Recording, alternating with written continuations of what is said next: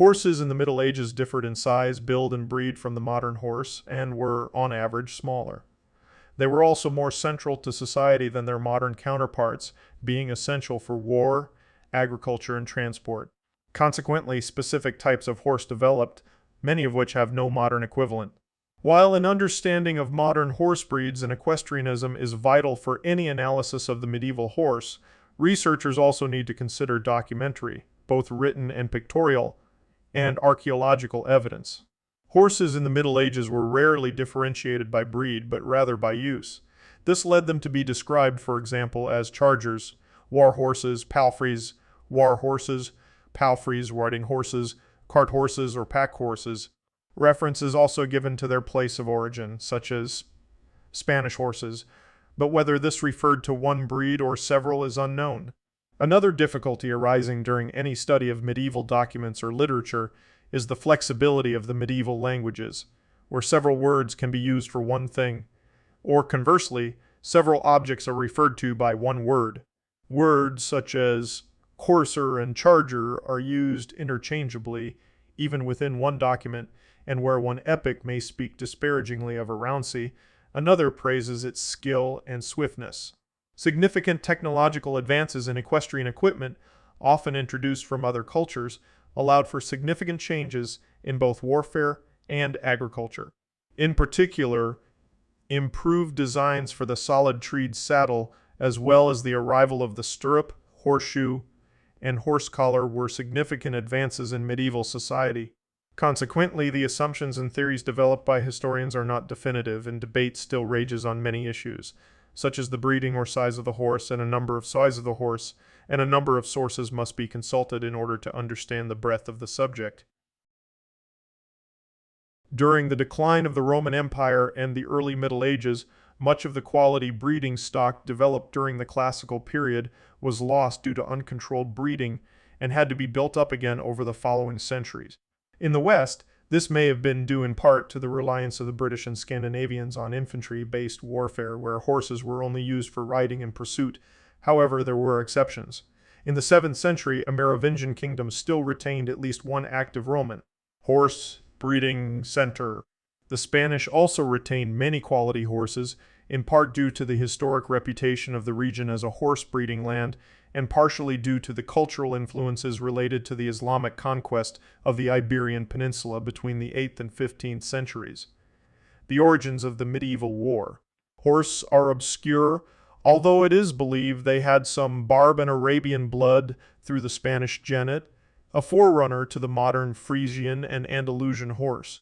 It is also possible that other sources of Oriental bloodstock came from what was called the Nicaean breed, possibly akin to the Turcoman horse. From Iran and Anatolia, another type of Oriental horse brought back from the Crusades. Spanish horses, whatever their breeding, were the most expensive. In fact, in Germany, the word Spanjol became the term for quality war horses. However, German literary sources also refer to fine horses from Scandinavia. France also produced good war horses. Some scholars attribute this to the strong feudal society there, but an equally probable explanation is the historic influence of the Roman horse breeding traditions preserved by the Merovingians, combined with the addition of valuable Spanish and Oriental bloodstock captured in the wake of the victory of Charles Martel over the Islamic Umayyad invaders at the Battle of Tours in 732. Following this battle, the Carolingians began to increase their heavy cavalry, which resulted in the seizure of land for fodder production and a change in tribute payment from cattle to horses. As the importance of horse breeding to successful warfare was realized, planned breeding programs increased. Many changes were due to the influence of Islamic culture through both the Crusades and the Moorish invasions of Spain. The Arabs kept extensive pedigrees of their Barb and Arabian horses via an oral tradition. Some of the earliest written pedigrees in recorded European history were kept by Carthusian monks, who were among those who bred the Spanish jennet. Because they could read and write, thus kept careful records, monastics were given the responsibility for horse breeding by certain members of the nobility, particularly in Spain. In England, a common source of war horses were the wild moorland ponies, which were rounded up annually by horse breeders, including the Cistercians, for use as campaign riding horses or light cavalry, One such breed was the fell pony, which had similar ancestry to the Frisian horse. It is also hard to trace what happened to the bloodlines of destriers when this type seems to disappear from record during the 17th century. Many modern draft breeds claim some link to the medieval great horse, with some historians considering breeds such as the Percheron, Belgian, and Suffolk Punch likely descendants of the destrier. However, other historians discount this theory, since the historical record suggests the medieval warhorse was quite a different type to the modern draft horse. Such a theory would suggest the war horses were crossed once again with cold-blooded workhorses, since war horses, and the destrier in particular, were renowned for their hot-blooded nature. Throughout the period, horses were rarely considered breeds, but instead were defined by type, by describing their purpose or their physical attributes. Many of the definitions were not precise or were interchangeable. Prior to approximately the 13th century, few pedigrees were written down. Thus, many terms for horses in the Middle Ages did not refer to breeds as we know them today, but rather described appearance or purpose. One of the best known of the medieval horses was the destrier, renowned and admired for its capabilities in war. It was well trained and was required to be strong, fast, and agile. A 14th century writer described them as tall and majestic and with great strength. In contemporary sources, the destrier was frequently referred to as the great horse because of its size and reputation. Being a subjective term, it gives no firm information about its actual height or weight, but since the average horse of the time was 12 to 14 hands, 48 to 56 inches, 122 to 142 kmi, a great horse by medieval standards might appear small to modern eyes. The destrier was highly prized by knights and men at arms, but was actually not very common, and appears to have been most suited to the joust. Coursers were generally preferred for hard battle as they were light, fast, and strong. They were valuable but not as costly as the destrier. They were also used frequently for hunting. A more general purpose horse was the rounsey, also rounsey, which could be kept as a riding horse or trained for war. It was commonly used by squires, men, at arms, or poorer knights. A wealthy knight would keep rounseys for his retinue. Sometimes the expected nature of warfare dictated the choice of horse. When a summons to war was sent out in England in 1327, it expressly requested rounseys for swift pursuit rather than destriers. Rounseys were sometimes used as pack horses, but never as cart horses. The well-bred palfrey, which could equal a destrier in price, was popular with nobles and highly ranked knights for riding, hunting, and ceremonial use. Ambling was a desirable trait in a palfrey, as the smooth gait allowed the rider to cover long distances quickly in relative comfort. Other horse types included the jennet, a small horse first bred in Spain from Barb and Arabian bloodstock. Their quiet and dependable nature, as well as size, made them popular as riding horses for ladies. However, they were also used as cavalry horses by the Spanish. The hobby was a lightweight horse about 13 to 14 hands, 52 to 56 inches, 132 to 56 inches, 132 to 142 to 142 to Maryland from Spanish Barb, bloodstock. This type of quick and agile horse was popular for skirmishing and was often ridden by light cavalry known as hobelars. Hobbies were used successfully by both sides during the Wars of Scottish Independence, with Edward I of England trying to gain advantage by preventing Irish exports of the horses to Scotland. Robert Bruce employed the hobby for his guerrilla warfare and mounted raids, covering 60 to 70 miles, 97 to 113 km, a day. While light cavalry had been used in warfare for many centuries, the medieval era saw the rise of heavy cavalry, particularly the European knight.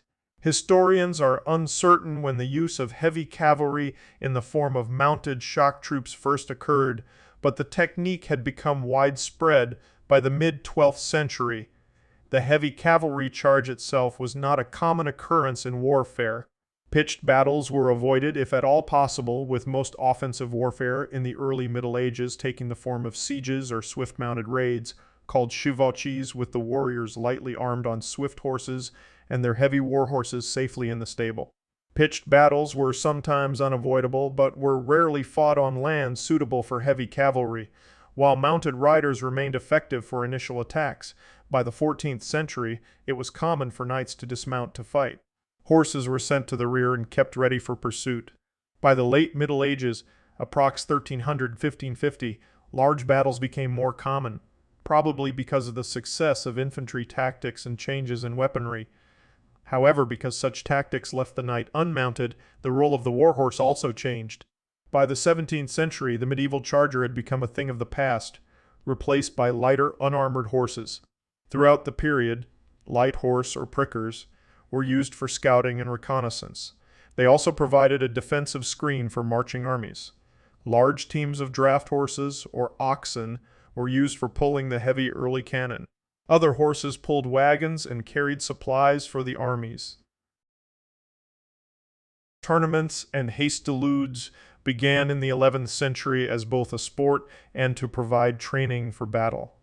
Usually taking the form of a melee, the participants used the horses, armor, and weapons of war. The sport of jousting grew out of the tournament, and by the 15th century, the art of tilting became quite sophisticated. In the process, the pageantry and specialization became less war-like, perhaps because of the knight's changing role in war. Horses were specially bred for the joust, and heavier horse armor developed. However, this did not necessarily lead to significantly larger horses. Interpreters at the royal armories Leeds recreated the joust, using specially bred horses and replica armor. Their horses accurately represented the medieval mount, being compactly built and not particularly tall. The most well-known horse of the medieval era of Europe is the destrier, known for carrying knights into war. However, most knights and mounted men at arms rode smaller horses known as coursers and rounceys. A common generic name for medieval war horses was charger, which was interchangeable with the other terms. In Spain, the jennet was used as a light cavalry horse. Stallions were often used as war horses in Europe due to their natural aggression and hot-blooded tendencies. A 13th century work describes destriers biting and kicking on the battlefield, and, in the heat of battle, war horses were often seen fighting each other. However, the use of mares by European warriors cannot be discounted from literary references. Mares were the preferred war horse of the Moors. They also were preferred by the Mongols. War horses were more expensive than normal riding horses and destriers the most prized, but figures vary greatly from source to source. Destriers are given a values ranging from 7 times the price of an ordinary horse to 700 times. The Bohemian king Wenzel II rode a horse valued at 1,000 marks in 1298. At the other extreme, a 1265 French ordinance ruled that a squire could not spend more than 20 marks on a rouncey. Knights were expected to have at least one war horse, as well as riding horses and pack horses, with some records from the later Middle Ages showing knights bringing 24 horses on campaign. 5 horses was perhaps the standard. There is dispute in medievalist circles over the size of the war horse, with some notable historians claiming a size of 17 to 18 hands, 68 to 72 inches, 172 inches, 173 to 183 cm, as large as a modern Shire horse. However, there are practical reasons for this dispute. Analysis of existing horse armor located in the royal armories indicates the equipment was originally worn by horses of 15 to 16 hands, 60 to 64 inches, 152 to 152 to 163 cm, or about the size and build of a modern field hunter or ordinary riding horse. Research undertaken at the Museum of London using literary, pictorial, and archaeological sources supports military horses of 14 to 15 hands, 56 to 60 inches, 142 to 152 km, distinguished from a riding horse by its strength and skill rather than its size. This average does not seem to vary greatly across the medieval period. Horses appear to have been selectively bred for increased size from the 9th and 10th centuries, and by the 11th century the average warhorse was probably 14.2 to 15 hands, 58 to 60 inches, 147 to 137 to 152 km, a size verified by studies of Norman horseshoes as well as the depictions of horses on the Bayeux tapestry. Analysis of horse transport suggests 13th century destriers were a stocky build and no more than 15 to 15.2 hands, 60 to 60 to 62 inches, 152 to 157 km. 3 centuries later, war horses were not significantly bigger. The Royal Armouries used a 15.2 hands, 62 inches, 157 km Lithuanian heavy draft mare as a model for the statues displaying various 15th and 16th century horse armors, as her body shape was an excellent fit. Perhaps one reason for the pervasive belief that the medieval war horse had to be of draft horse type is the assumption, still held by many, that medieval armor was heavy. In fact, even the heaviest tournament armor for knights weighed little more than 90 pounds, 41 kg, and field war armor 40 to 70 pounds, 18 to 32 kg. Barding or horse armor rarely weighed more than 70 pounds, 32 g. Allowing for the weight of the rider and other equipment, horses can carry approximately 30 of their weight. Thus, such loads could certainly be carried by a heavy riding horse in the 1,200 to 1,300 pounds, 500 to 1,300 pounds, 540 to 590 chi range, and a draft horse was not need, though a large horse is not required to carry an armored knight. It is held by some historians that a large horse was desirable to increase the power of a lance strike. However, practical experiments by reenactors have suggested that the rider's weight and strength is of more relevance than the size of the mount, and that little of the horse's weight is translated to the lance. Further evidence for a 14-16 hand, 56 to 64 inches, 140 to 160 km war horse is that it was a matter of pride to a knight to be able to vault onto his horse in full armor without touching the stirrup. This arose not from vanity, but necessity. If unhorsed during battle, a knight would remain vulnerable if unable to mount by himself. In reality, of course, a wounded or weary knight might find it difficult and rely on a vigilant squire to assist him. Incidentally, a knight's armor served in his favor in any fall. With his long hair twisted on his head to form a springy padding under his padded linen hood and his helm placed on top, he had head protection not dissimilar to a modern bicycle or equestrian helmet. Throughout the Middle Ages, it was customary for people of all classes and background to travel, often widely. The households of the upper classes and royal courts moved between manors and estates. The demands of diplomacy, war, and crusades took men to distant countries. Priests traveled between churches, monasteries, and formed emissaries to Rome. People of all classes went on pilgrimage, or traveled to find work. Others traveled as a pastime. Most people undertook small journeys on foot and hired horses for longer journeys. For the upper classes, travel was accompanied by a great deal of pomp and display, with fine horses, large retinues, and magnificent cavalcades in order to display their wealth, as well as to ensure personal comfort. For example, in 1445, the English royal household contained 60 horses in the king's stable, and 186 kept for chariots, carriages, and carts. During much of the Middle Ages, there was no system of interconnected roads and bridges. Though parts of Europe still had remnants of Roman roads built before the collapse of the Roman Empire, most had long fallen into disrepair. Because of the necessity to ride long distances over uncertain roads, smooth-gaited horses were preferred, and most ordinary riding horses were of greater value if they could do one of the smooth but ground-covering 4-beat gaits collectively known as an amble, rather than the more jarring trot. Mule trains for land travel and barges for river and canal travel were the most common form of long-distance haulage, although wheeled horse-drawn vehicles were used for shorter journeys.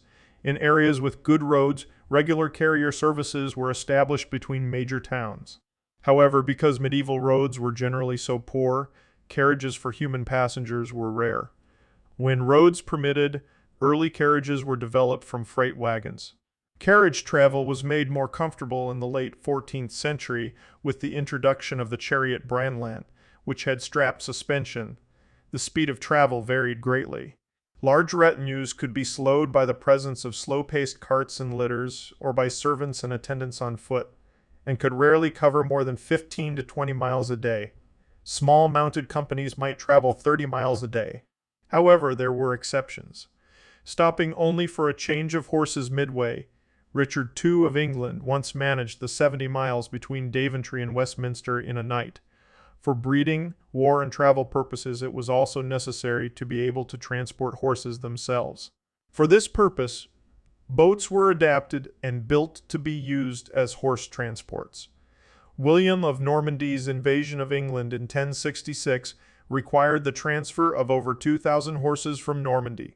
Similarly, when traveling to France in 1285, Edward I of England ferried over 1,000 horses across the English Channel to provide the royal party with transport.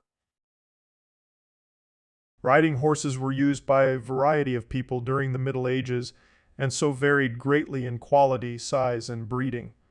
Knights and nobles kept riding horses in their war trains, saving their war horses for the battle. The names of horses referred to a type of horse rather than a breed. Many horses were named by the region where they or their immediate ancestors were foaled. For example, in Germany, Hungarian horses were commonly used for riding. Individual horses were often described by their gait, trotters or amblers, by their coloring, or by the name of their breeder. The most typical riding horse was known as a rouncey. It was relatively small and inexpensive. The best riding horses were known as palfreys. Another breed of horse was developed in the 14th century in England called a hackney, from which the modern term hack is derived. Because the hackney had a trotting gait, it was not considered a comfortable ride for most purposes. Women sometimes rode rounceys, palfreys, or small horses known as jennets. A variety of work horses were used throughout the Middle Ages. The pack horse, or sumpter horse, carried equipment and belongings. Common riding horses, often called hackneys, could be used as pack horses. Cart horses pulled wagons for trading and freight haulage on farms or as part of a military campaign. These draft horses were smaller than their modern counterparts. Pictorial and archaeological evidence suggests that they were stout but short. Approximately 13 to 14 hands, 52 to 56 inches, 132 to 56 inches, 132 to 142 km, and capable of drawing a load of 500 to 600 pounds, 230 to 270 kg per 130 to 4-wheeled wagons and two-wheeled carts were more common in towns such as London and, depending on type of vehicle and weight of the load, were usually pulled by teams of 2, 3, or 4 horses harnessed in tandem. Starting in the 12th century in England, the use of oxen to pull carts was gradually superseded by the use of horses, a process that extended through the 13th century. This change came because horse-drawn transport moved goods quicker and over greater distances than ox-drawn methods of transport. The Romans had used a two-field crop rotation agricultural system, but from the 8th century on, a three-field system became more common. One field would be sown with a winter crop, the second with a winter crop, and the third left fallow. This allowed a greater amount of spring crop of oats to be grown, which provided fodder for horses. Another advance during the Middle Ages was the development of the heavy moldboard plow, which allowed dense and heavy soils to be tilled easily. This technology required the use of larger teams of draft animals, including oxen and horses, as well as the adoption of larger fields. Particularly after the 12th century, the increased use of both the horse collar and use of iron horseshoes allowed horsepower to be directed more efficiently. Horse teams usually were 4 horses, or perhaps 6, as compared to 8 oxen, and the lesser numbers compensated for the fact that the horses needed to be fed grain on top of pasture, unlike oxen. The increased speed of horses also allowed more land to be plowed in a day, with an 8-ox plow team averaging half of an acre per day, but a horse team averaged a full acre per day. For farm work such as plowing and harrowing, the draft horses utilized for these purposes were, in England, called afers and stots, afrus and status in medieval Latin. These horses were usually smaller and cheaper than the cart horse. The difference between afers and stots was largely nominal. Medieval English records from southeast England and East Anglia typically use the term stot, while afer is used in documents from across the rest of the country. While oxen were traditionally used as work animals on farms, horses began to be used in greater numbers after the development of the horse collar. Oxen and horses were sometimes harnessed together. The transition from oxen to horses for farm work was documented in pictorial sources. For example, the 11th century Bayeux tapestry depicts working horses, and also clear from the change from the Roman two-field crop rotation system to a new three-field system, which increased the cultivation of fodder crops, predominantly oats, barley, and beans. Horses were also used to process crops. They were used to turn the wheels in mills, such as corn mills, and transport crops to market. The change to horse-drawn teams also meant a change in plows, as horses were more suited to a wheeled plow, unlike oxen. The development of equestrian technology proceeded at a similar pace as the development of horse breeding and utilization. The changes in warfare during the early Middle Ages to heavy cavalry both precipitated and relied on the arrival of the stirrup, solid, treed saddle, and horseshoe from other cultures. The development of the nailed horseshoe enabled longer, faster journeys on horseback, particularly in the wetter lands in northern Europe, and were useful for campaigns on varied terrains. By providing protection and support, nailed horseshoes also improved the efficiency of draft horse teams. Though the Romans had developed an iron hippo's anvil that resembled a hoof boot, there is much debate over the actual origins of the nailed horseshoe, though it does appear to be of European origin. There is little evidence of nailed-on shoes prior to d. 500 or 600, though there is speculation that the Celtic Gauls were the first to nail on metal horseshoes. The earliest clear written record of iron horseshoes is a reference to crescent-figured irons and their nails. In a list of cavalry equipment from d. 910, additional archaeological evidence suggests they were used in Siberia during the 9th and 10th centuries, and had spread to Byzantium soon afterward. By the 11th century, horseshoes were commonly used in Europe.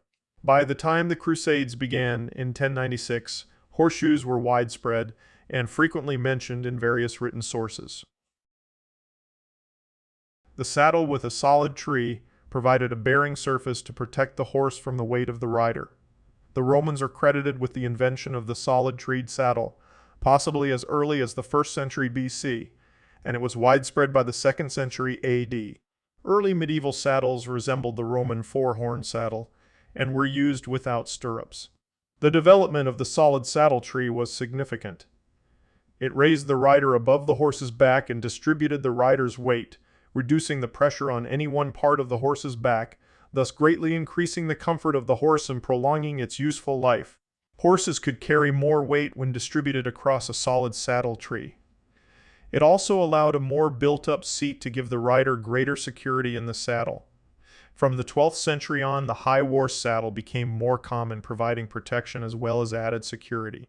The built-up cantle of a solid treed saddle enabled horsemen to use lance more effectively. Beneath the saddle, caparisons or saddle cloths were sometimes worn. These could be decorated or embroidered with heraldic colors and arms. War horses could be equipped with additional covers, blankets, and armor collectively referred to as barding. This could be for decorative or protective purposes. Early forms of horse armor, usually restricted to tournaments, comprised padded leather pieces covered by a trapper, a decorated cloth, which was not particularly heavy. Mail and plate armor was also occasionally used. There are literary references to horse armor, an iron blanket, starting in the late 12th century. The solid tree allowed for effective use of the stirrup. The stirrup was developed in China and in widespread use there by 477 AD. By the 7th century, primarily due to invaders from Central Asia, such as the Avars, stirrups arrived in Europe, and European riders had adopted them by the 8th century. Among other advantages, stirrups provided greater balance and support to the rider, which allowed the knight to use a sword more efficiently without falling, especially against infantry. The increased use of the stirrup from the 8th century on aided the warrior's stability and security in the saddle when fighting. This may have led to greater use of shock tactics, although a couched lance could be used effectively without stirrups. In particular, Charles Martel recognized the military potential of the stirrup and distributed seized lands to his retainers on condition that they serve him by fighting in the new manner. A theory known as the Great Stirrup Controversy argues that the advantages in warfare that stemmed from use of the stirrup led to the birth of feudalism itself. Other scholars, however, dispute this assertion, suggesting that stirrups provided little advantage in shock warfare, being useful primarily for allowing a rider to lean farther to the left and right on the saddle while fighting and simply reduce the risk of falling off. Therefore, it is argued they are not the reason for the switch from infantry to cavalry in medieval militaries, nor the reason for the emergence of feudalism. There was a variety of headgear used to control horses, predominantly bridles with assorted designs of bits. Many of the bits used during the Middle Ages resembled the bradoon, snaffle bit, and curb bit that are still in common use today. However, they often were decorated to a greater degree. The bit rings or shanks were frequently covered with large, ornamental bosses. Some designs were also more extreme and severe than those used today. The curb bit was known during the classical period but was not generally used during the Middle Ages until the mid-14th century. Some styles of snaffle bit used during the Middle Ages had the lower cheek extended, in the manner of the modern half-cheek or full-cheek snaffle. Until the late 13th century, bridles generally had a single pair of reins. After this period, it became more common for knights to use two sets of reins, similar to that of the modern double bridle, and often at least one set was decorated. Spurs were commonly used throughout the period, especially by knights with whom they were regularly associated. A young man was said to have won his spurs when he achieved knighthood. Wealthy knights and riders frequently wore decorated and filigreed spurs. Attached to the rider's heel by straps, spurs could be used both to encourage horses to quickly move forward or to direct lateral movement. Early spurs had a short shanks or neck, placing the rowel relatively close to the rider's heel. Further developments in the spur shape lengthened the neck, making it easier to touch the horse with less leg movement on the part of the rider. A significant development which increased the importance and use of horses in harness, particularly for plowing and other farm work, was the horse collar. The horse collar was invented in China during the 5th century, arrived in Europe during the 9th century, and became widespread throughout Europe by the 12th century. It allowed horses to pull greater weight than they could when hitched to a vehicle by means of yokes or breast collars used in earlier times. The yoke was designed for oxen and not suited to the anatomy of horses. It required horses to pull with their shoulders rather than using the power of their hindquarters. Harnessed in such a manner, horse teams could pull no more than 500 kg. The breastplate style harness that had flat straps across the neck and chest of the animal, while useful for pulling light vehicles, was of little use for heavy work. These straps pressed against the horse's sternocephalicus muscle and trachea, which restricted breathing and reduced the pulling power of the horse. Two horses harnessed with a breast collar harness were limited to pulling a combined total of about 1,100 pounds, 500 kg.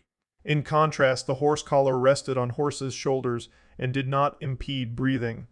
It allowed a horse to use its full strength by pushing forward with its hindquarters into the collar rather than to pull with its shoulders. With the horse collar, a horse could provide a work effort of 50 more foot-pounds per second than an ox, because it could move at a greater speed as well as having generally greater endurance and the ability to work more hours in a day. A single horse with a more efficient collar harness could draw a weight of about 1,500 pounds, 680 kg. A further improvement was managed by altering the arrangement of the teams. By hitching horses one behind the other, rather than side by side, weight could be distributed more evenly, and pulling power increased. This increase in horsepower is demonstrated in the building accounts of Troyes, which show carters hauling stone from quarries 50 miles, 80 km distant. The carts weighed, on average, 5,500 pounds, 2,500 pounds, 2,500 kg, on which 5,500 pounds, 2,500 kg of stone was regularly loaded, Symes increasing to 8,600 pounds, 3,900 kg, a significant increase from Roman-era loads. The elite horseman of the Middle Ages was the knight. Generally raised from the middle and upper classes, the knight was trained from childhood in the arts of war and management of the horse. In most languages, the term for knight reflects his status as a horseman. The Italian cavaliere, the French chevalier, Spanish caballero, and German ritter. The French word for horse mastery, chevalerie, gave its name to the highest concept of knighthood, chivalry. A large number of trades and positions arose to ensure the appropriate management and care of horses. In aristocratic households, the marshal was responsible for all aspects relating to horses. The care and management of all horses from the chargers to the pack horses, as well as all travel logistics. The position of marshal, literally horse servant, was a high one in court circles, and the king's marshal, such as the Earl Marshal in England, was also responsible for managing many military matters. Also present within the great households was the constable, or count of the stable, who was responsible for protection and the maintenance of order within the household and commanding the military component, and with marshals might organize hastiludes and other chivalrous events. Within lower social groupings, the marshal acted as a farrier. The highly skilled marshal made and fitted horseshoes, cared for the hoof, and provided general veterinary care for horses. Throughout the Middle Ages, a distinction was drawn between the marshal and the blacksmith, whose work was more limited. A number of tradesmen dealt with the provision of horses. Horse dealers, frequently called horse coursers in England, bought and sold horses, and frequently had a reputation as dishonest figures responsible for the brisk trade in stolen horses. Others, such as the hackneymen, offered horses for hire, and many formed large establishments on busy roads, often branding their horses to deter theft. It was not uncommon for a girl to learn her father's trade, and for a woman to share her husband's trade, since the entire family often helped run medieval shops and farms.